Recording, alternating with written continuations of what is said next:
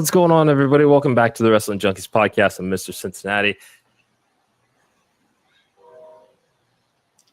Just for you, my friend. Just for you. Big day for those damn Bengals.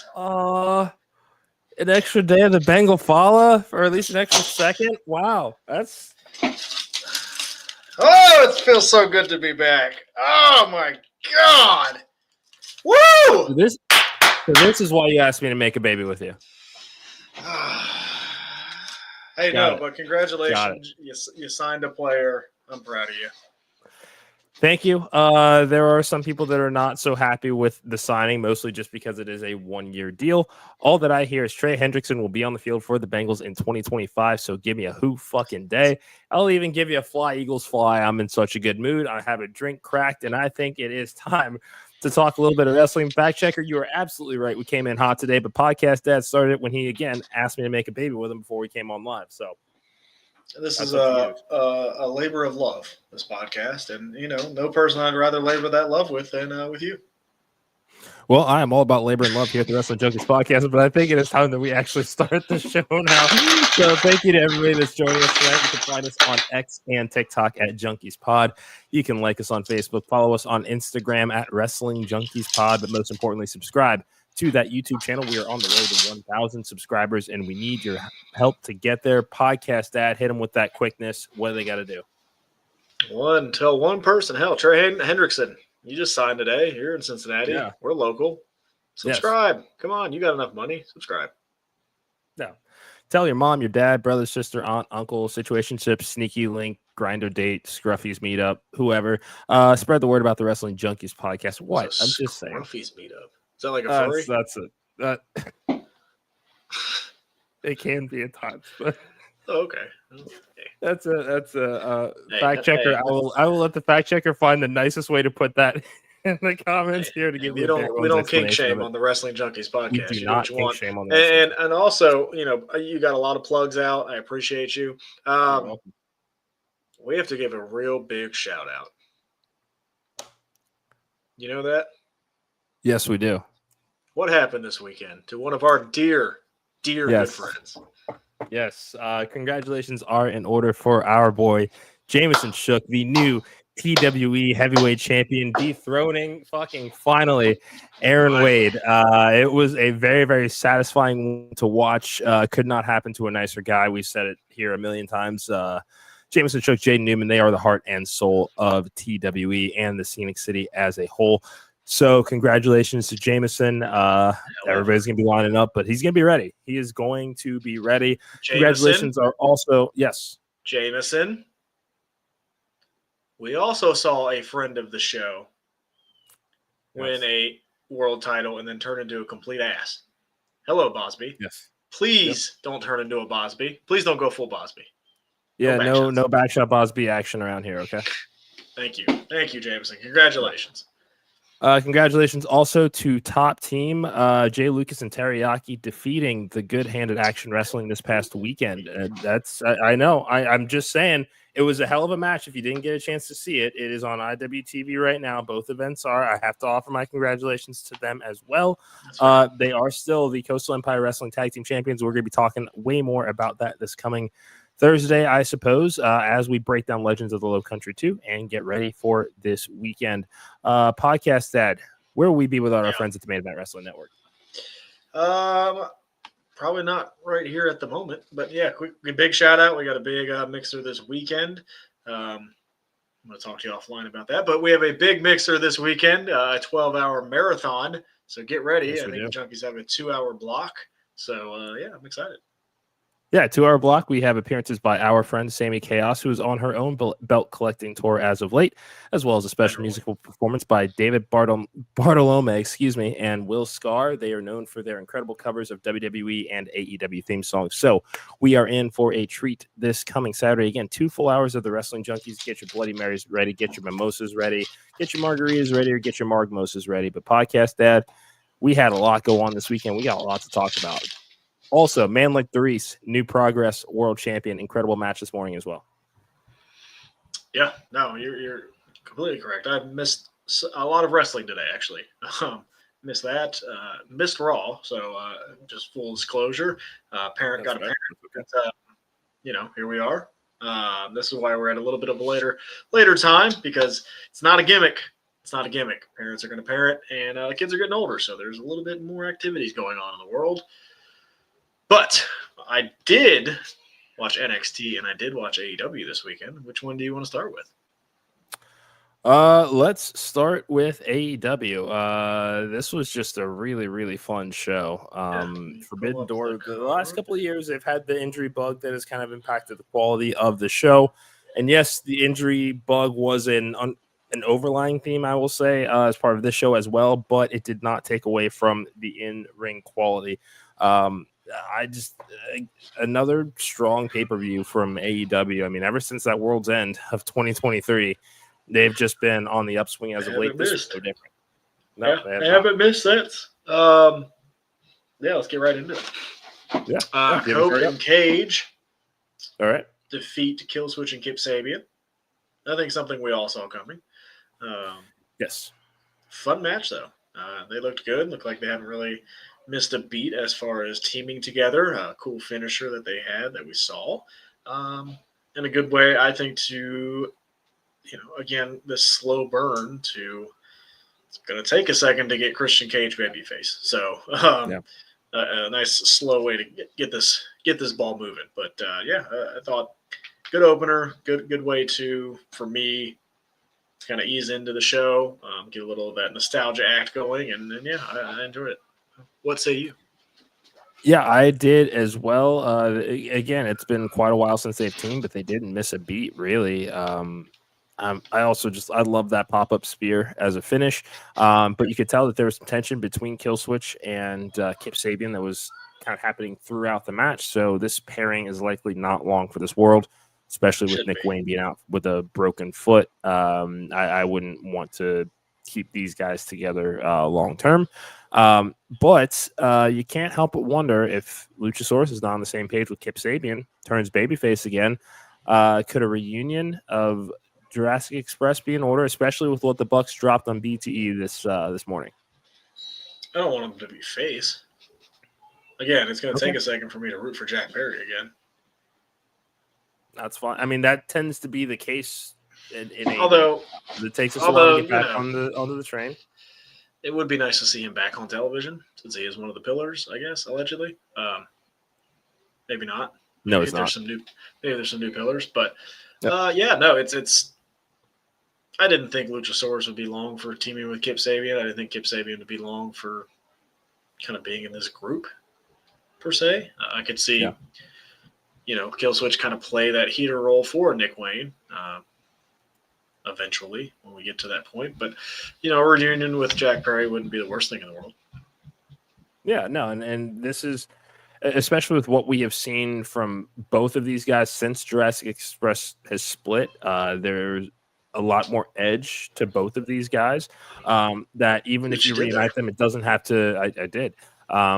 You don't have to necessarily go back to the Baltimore super, colorful and vibrant and kind of fun-loving team that they were. You can make them a little angry. You can make them a little rougher around the edges. And I mean, shades of gray is the norm in wrestling right now. These guys would fit the mold pretty perfectly, if you ask me. And I think you would have to. Just because, you have in that same division, you have the Outrunners, who are your mega uber baby faces. You have our new tag team champions, we'll talk about here in a minute, who are kind of that same way, where baby faces with a little bit of edge. But I think there's a spot for both of them, because again, Jack Perry's not doing anything, so why not team him back up?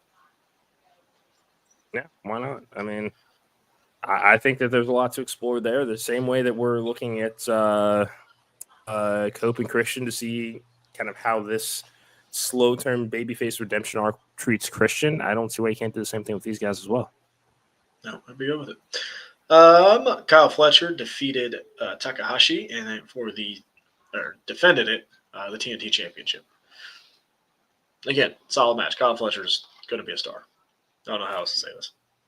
Yeah, I mean, and there's been a lot of talk about the fact that two of the most important stars at AEW right now are going to be on the shelf for the foreseeable future. And looking at kind of who steps up and takes these spots. It'll probably be a committee sort of thing of everybody that'll get these additional opportunities. Kyle Fletcher needs to be number one with a bullet. I mean, we've been saying that for at least a year now, that he's ready for a breakout. I feel like this is the first time the TNT Championship has felt important in a while. I think that's fair to say. Like, we're actually using it to build somebody up, I guess, is what I'm trying to say. Yeah. Rather than kind of putting it on an established person. Like, this is kind of their IC title, right? Like, this is what this probably should be. I mean, the last time this was relevant was probably when Samoa Joe was doing fun stuff with it. Yeah. It's been a hot while. Or I guess Christian Cage. There's been a request from the fact checker. Name your AEW pillars, men and women. I like the sound of that. I'll take it away. We're going to memorialize that there. Yeah. Yeah, just took a picture. Yeah, we can do that for sure. Absolutely. Yeah. I guess what Christian Cage was doing, I guess, was fun. Like the Daniel Garcia one just felt like, hey, we're going to give you this so you don't go away kind of thing. But yeah, like it brings some relevance to that title again. And they need to. They really need to, because I think he could be a very bright star in that company. And they need to act like it, right? Like, I feel like there's been stuff in the past where somebody gets really hot and they're just kind of like, yeah, that's okay. Kind of like WWE does. But like Kyle Fletcher, I think you see it, I see it, everyone sees it. Like, dude's going to be something. I think it's pretty clear. Yeah. Just hopefully it doesn't turn into a Mariah May situation. For them, at least. Yeah. And I'm going to, along those lines, there's somebody I definitely want to highlight once we get to this match. I think you know who I'm already talking about. But, this is a chance for Kyle Fletcher to step up, especially with what we see later in the night with the Don Callis family. This is probably a collective you're going to want to lean on a little bit more with Ospreay and Swerve being out. I know your opinion on it. We're going to get there, whatever. Just at least pretend you give a fuck. No, they got you again, didn't they? It's fine. We'll talk about it here in a second. We'll talk about it here in a second. I'm not getting my hopes up. I'm not getting my hopes up. Okay, that's fine. Mercedes defended her AEW TBS championship in a four-way against Alex Windsor, Bozilla, and Persephone. I'm going to let you take the floor here because you threw out a TikTok, and I want you to talk more about it. Thank you. If I am either of the cons, Nick or Tony, signed Bojack yesterday. Or Bozilla. Sorry, why did I say Bojack? Sorry, Bozilla. I apologize. Bozilla. Shout out Bojack. Yeah. But absolutely blown away. I saw that there's a tweet this morning of some of her top matches to check out on YouTube. I think that was Alex Lajas that tweeted that. So thank you to her for that. I want to check those out. But 21 years old, 6 feet tall, very clearly somebody they wanted to showcase in this match. Bryan Danielson did a phenomenal job on commentary, not just throughout the entire night, but really, really putting over the fact that, I mean, the untapped potential here of Bozilla that we saw is just, you need to sign her. Somebody does, because the same way that we saw last year with Forbidden Door, Stephanie Vicaire defending the CMLL championship, or competing for the TBS championship, I believe it was last year. 10 days later, she signed to WWE. Don't think the same thing can't happen here. I mean, I don't know what the contract situations are when it comes to Stardom or kind of how they work things out, but if she is not under contract with any promotion right now, WWE or AEW need to step up and sign her. Imagine what she can do. And this is, I think it was a fact checker. We were texting about Forbidden Door on Sunday. Give her a Gunther type run in NXT. She's a believable powerhouse and has the youth behind her, all the potential in the world, has an incredible look. I can't say enough good things about her. So yeah, somebody needs to sign Bozilla yesterday. And I'm actually really fucking surprised that Mercedes walked out with the title there. I am too. I'm not gonna lie to you. I am too. Very impressed with Bozilla. I think Stephanie laid out the blueprint of how to do this, right? I think we've seen it with a couple other talents.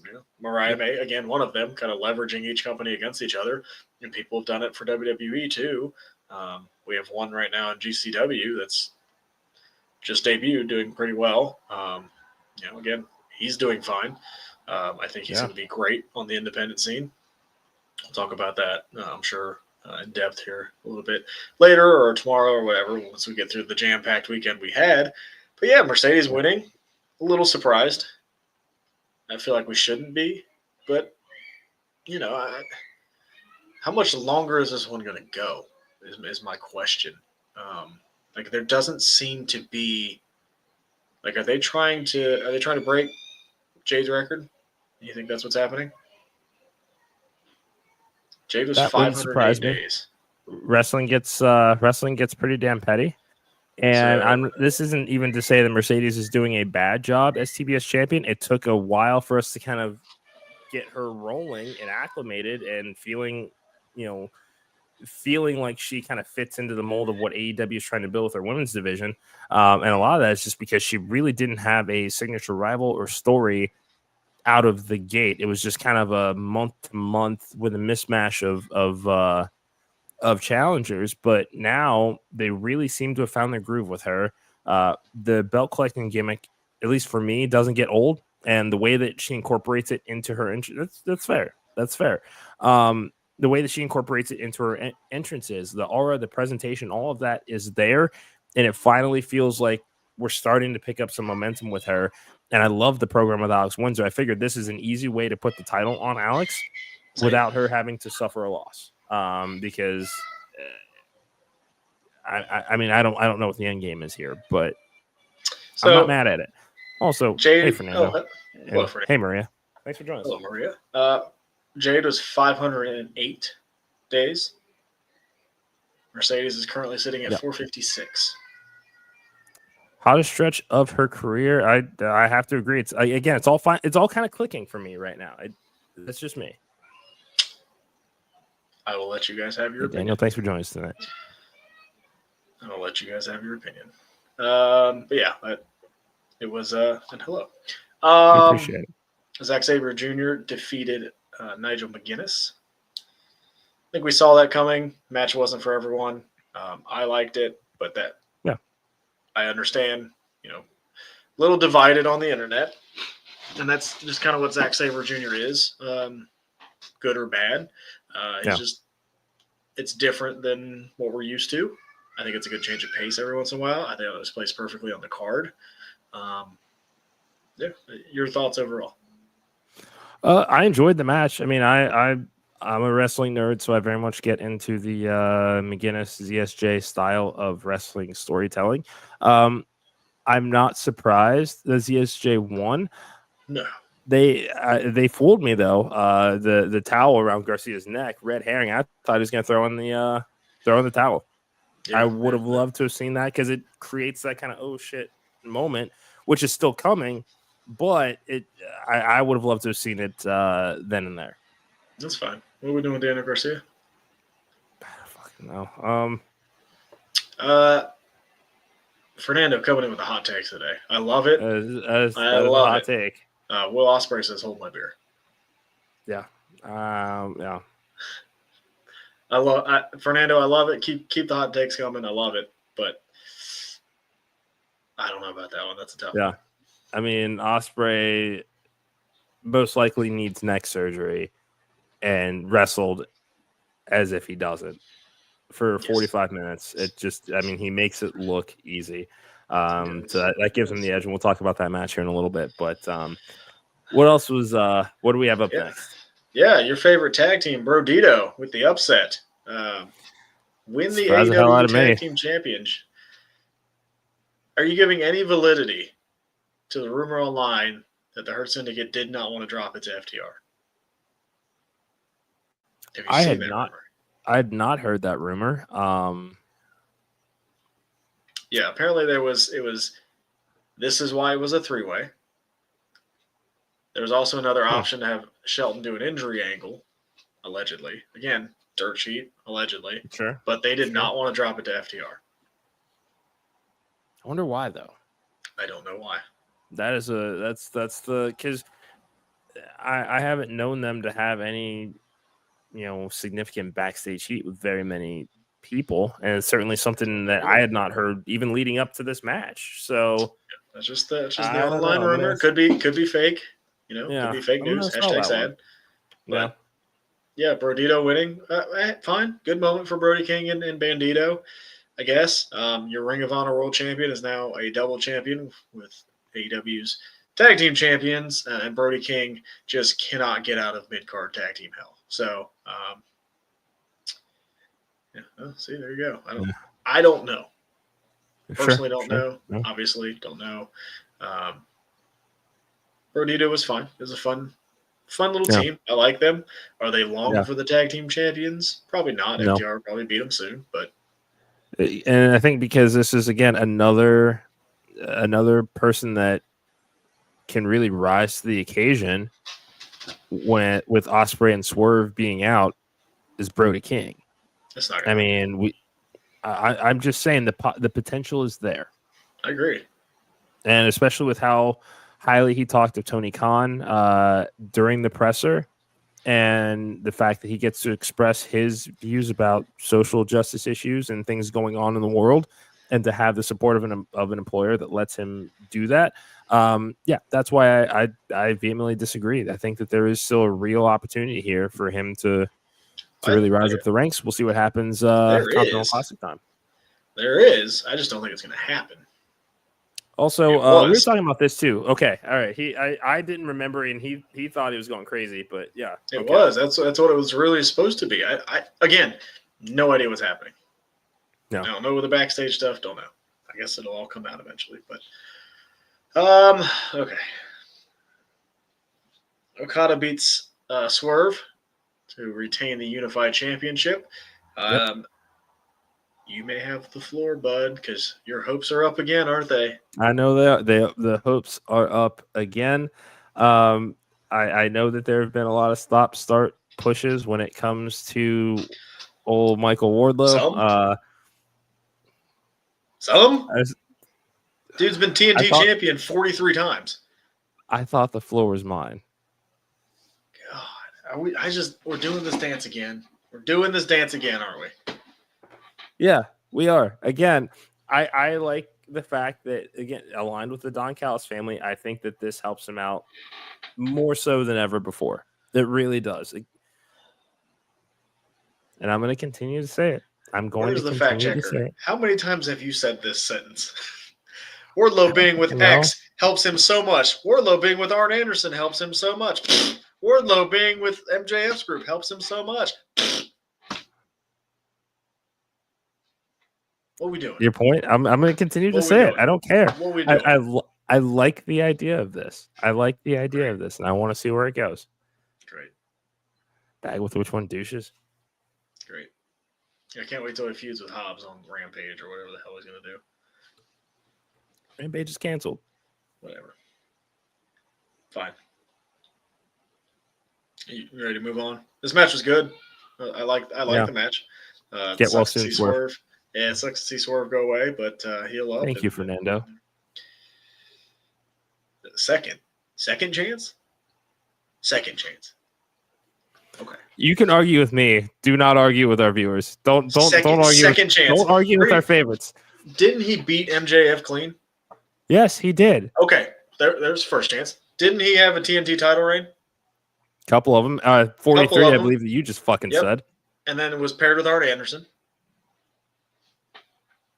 And then was putting in MJF's group again. And now we're on this. Okay, pairings aside, he's got a nice resume of championships. The TNT champion? I do that too. How many belts do you have? Get out of here. 2, actually. You have 2. Oh, hello. You have 2. Oh, hello. You see that over there? Oh, 2. Thank you. Oh, man. All right. Here we go. Are you ready for the hot take of the night? Well, you've been spouting all kinds of shit already anyway, so have at it, Big Sexy. Why the hell he leaned in for this? Athena tap? Come on. Are you serious? I know. Are you serious? Yeah. Mm-hmm. What are we doing?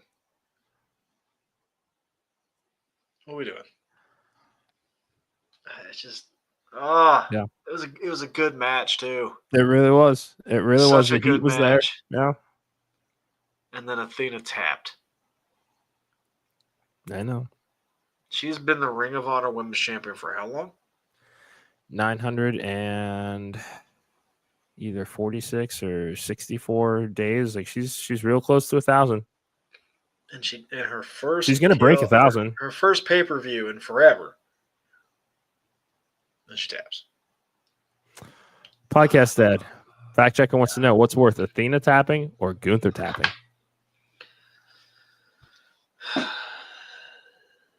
You're just trying to piss him off today, aren't you? I hope you're ready. It's Athena. 900 in how many days? It's pretty bad, yeah. As your reigning Ring of Honor Women's Champion. Even Gunther, even when he lost to Ilya, pinfall, 989 days for Athena. That's what I'm saying. Yeah. And she hasn't. Yeah. We finally get our moment where Athena's on the big stage, and she tapped, and now we're never going to see her again. Yeah.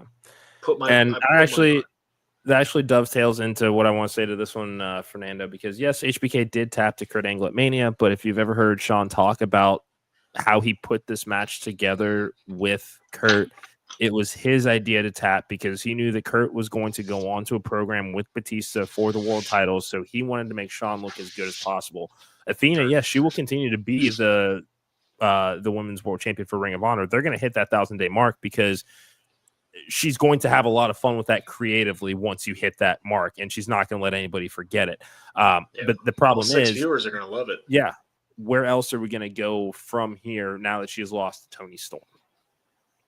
All 6 viewers are going to love that celebration on Ring of Honor streaming network, whatever the hell it's called. Stream of Honor.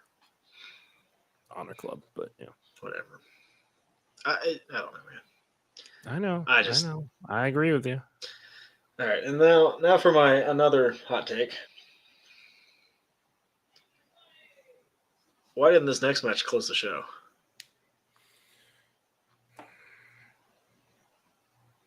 MJF and Hangman. This one, I am okay with it being semi-main. We knew that Ospreay was going to be going away for a while. Hindsight being 2020 again, because there was the injury angle afterwards. There was the fact that this was a big appearance for Tanahashi. So I have no problem with the fact that AEW deferred to New Japan of wanting to give Tanahashi one last ride. Okay, knowing that he's done in January. That's that. If there was ever a name that deserved that ending, it's Tanahashi. I'll get off that soapbox. Match was great. Let's be fair. Match was really good. I'm excited to see part 2. It left me wanting more. Yeah. Did you see what Tony Khan confirmed? Yes. Weeks notice now for contracts. Yes. I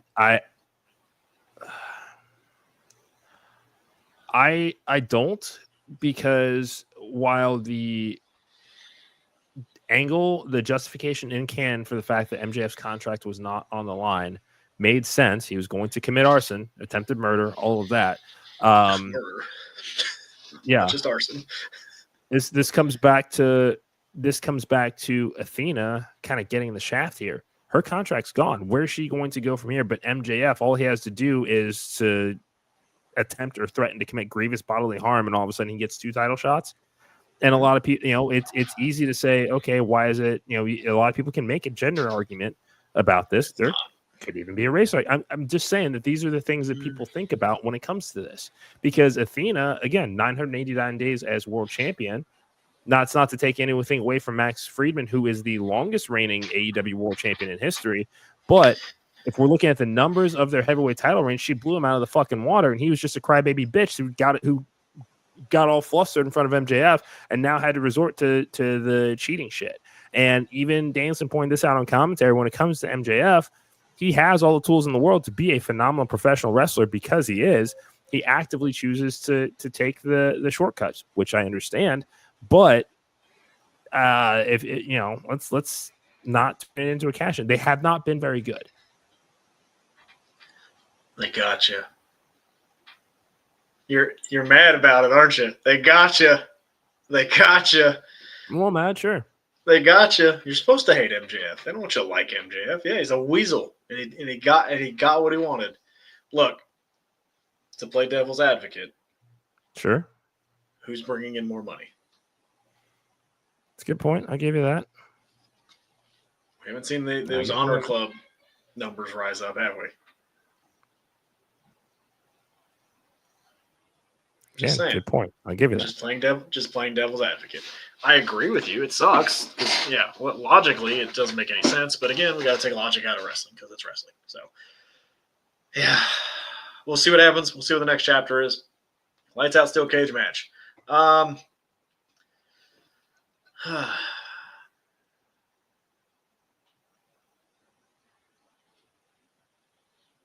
enjoyed it. Good, not great. Yeah. And I mean, that's okay. The bar is so high. Yeah. We do have to temper expectations. And that's not to say that it didn't have its moments. Which moment are you talking about? The fork? The fucking fork. Ear? Yeah. John Moxley going all Leanne Platter and taking a fucking fork and just digging it into the ear. Can we did you actually like that? It was very, very uncomfortable to watch, and I watched Bear Bronson versus Matt Tremont this weekend, and I was still somehow more uncomfortable with what they did with the fork. I thought it was fine. But then Roger Jackson wins and hold my fucking beer.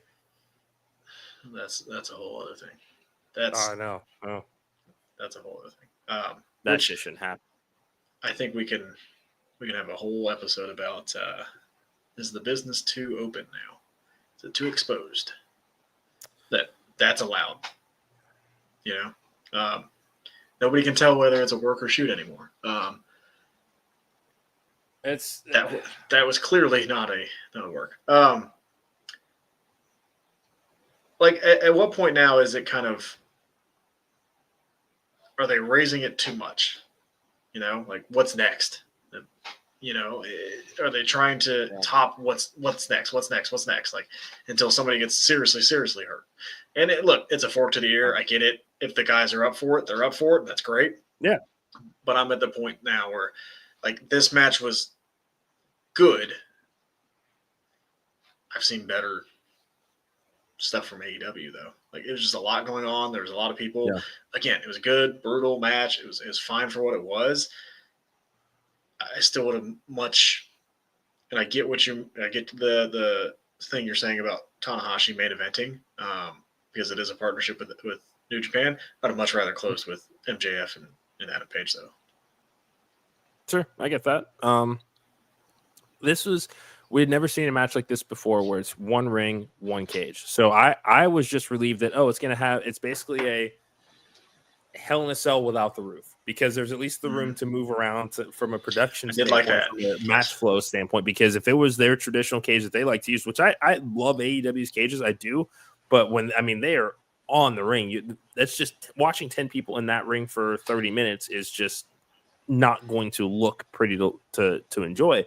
But no. I loved the production of this. Again, we've never seen this particular type of match before, especially with 10 people in it.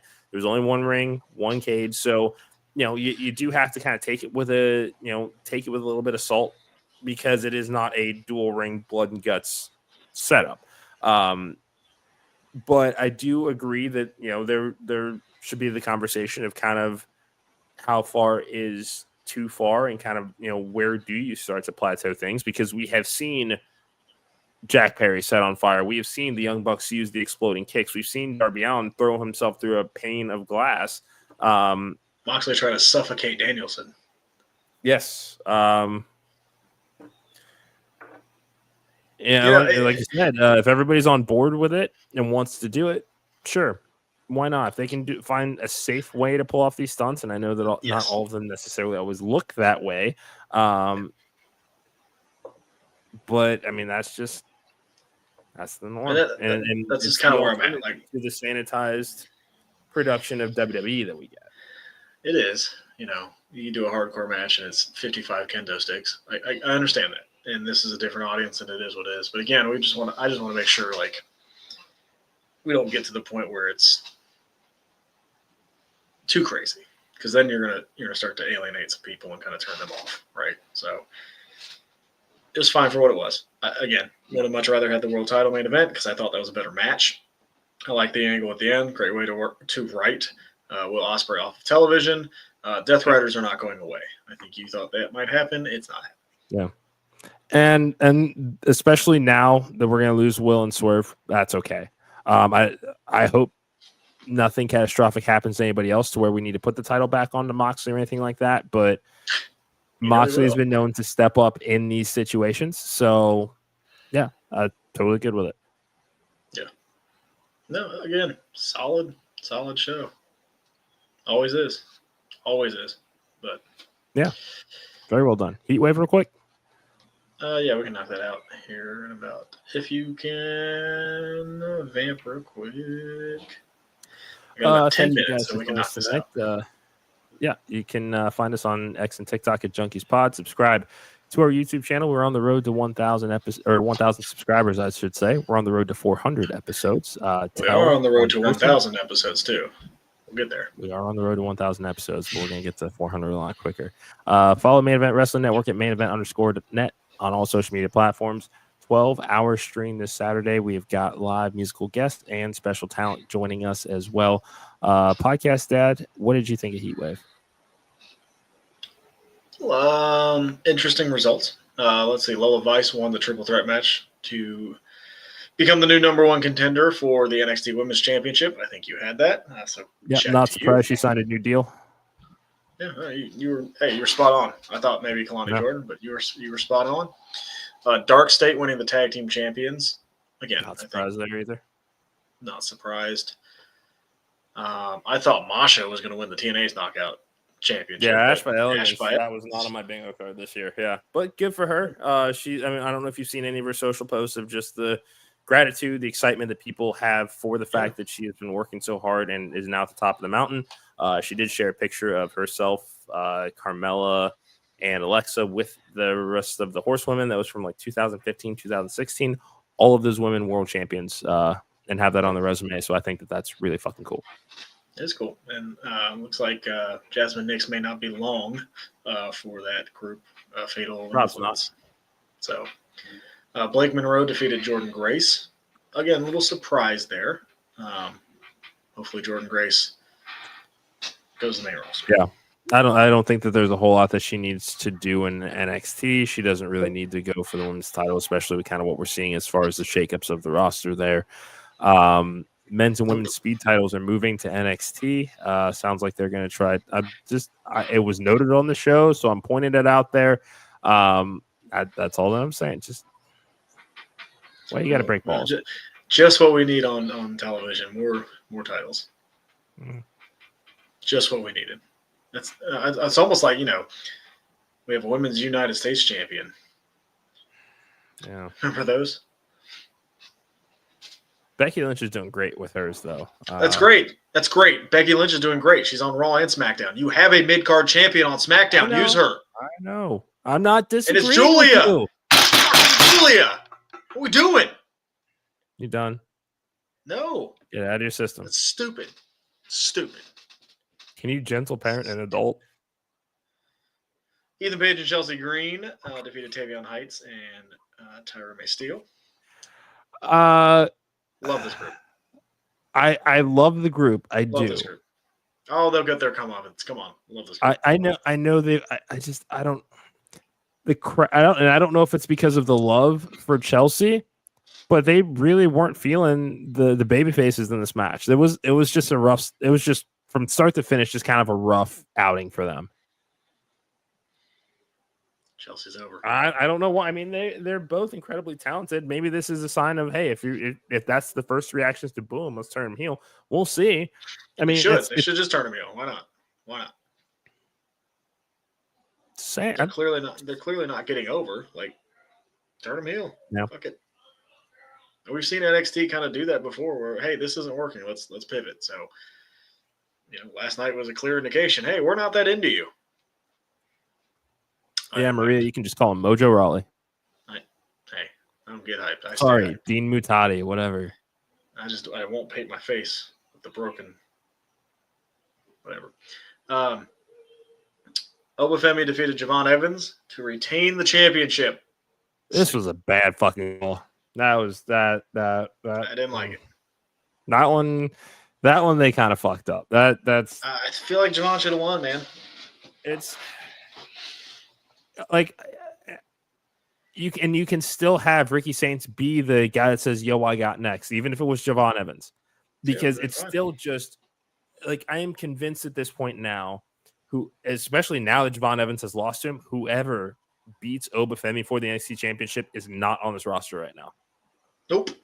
I don't think it's Ricky Saints that gets the job done here either, because. Yeah, Ricky, yes, he came in with a lot of fanfare. He was a nice surprise to join NXT when his contract finally was up. Javon Evans had his first PLE main event within 3 months of being on the NXT roster. The confidence in him is high. And we see the caliber of talent that he has and where he has been before coming to NXT. There was no reason not to put the title on him last night. This, I think, is going to come back and bite him in the ass. I agree. Although maybe Obafemi on the main roster, maybe it's not so good with the worldwide entertainment. So I don't know. Real quick on Monday Night Raw, pull apart brawl between Bronson Reed and Roman Reigns kick off the show, cementing their match at Clash in Paris. And we're gonna give our predictions for Clash in Paris later on this week. We'll get there, Yeah, this was a great segment to showcase the intensity of the rivalry, and that Roman is going to have to go through everybody to get his hands on Seth. That's fine. I'm into that. My thoughts on Roman is I miss the Tribal Chief. I get it. I mean, this is like it does like the aura has changed. I don't think that it's necessarily diminished. This is what they wanted. That's fine.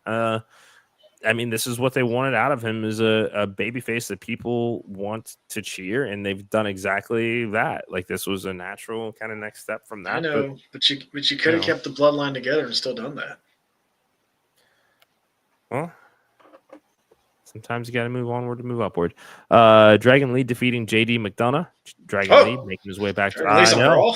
Wow. Yes, and defeating one half of the tag team champions. Shit, I forgot they were tag team champions. Yeah. Kofi defeated Penta. Still don't understand why Grayson Waller is part of the New Day, but what is what it is. What? Yeah. Yep. Kofi defeated Penta. Yep. They have much more chemistry than he and Woods do. I'll say that. Okay. Stephanie Vicaire will not be on Clash in Paris at all this weekend. What the fuck, WWE?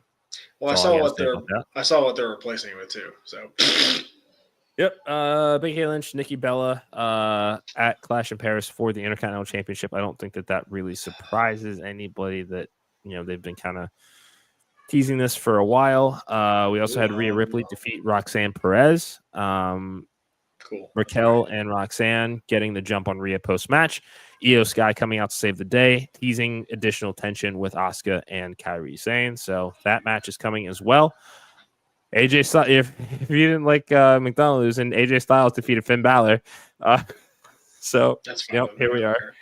Oh, yeah. I don't mind McDonald losing. I totally forgot they were tag team champions. Yeah. Totally forgot. No. I thought the New Braun Breaker defeating LA Knight in the main event. That's fine. Yeah. Cool.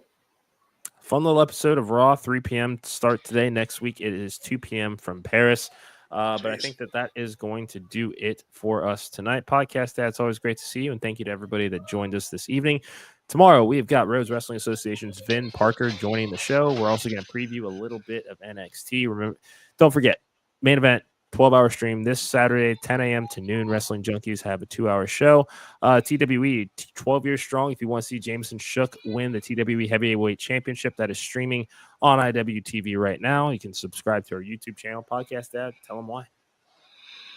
What? Oh, tell them why. Oh, I thought man, I was not paying attention. Yes, we have fun. We have fun here. We love what we do. Again, making babies with Eric all the time. It's a labor of love. Every episode is just like making a baby. We're having a great time. Shout out Hugo. Hey, Hugo, got some pipes on you, my friend. Sounded good. Oh, yeah. Sounded good. Sounded. Hey, I'll have to get out to one of those. Tickling the ivories. Yes, you do. You were overdue. Yeah, it was a good time. I'm not going to make any comment on what you just said. Please don't ever say tickle the ivies on the show. That's a common phrase. That is a common phrase for playing piano. That's quite common. I'm sure some ivies were tickled. It's time to go. For the podcast that I'm Mr. Cincinnati, this has been the Wrestling Junkies Podcast. And until tomorrow, okay, it's time to go home. Until tomorrow, enjoy the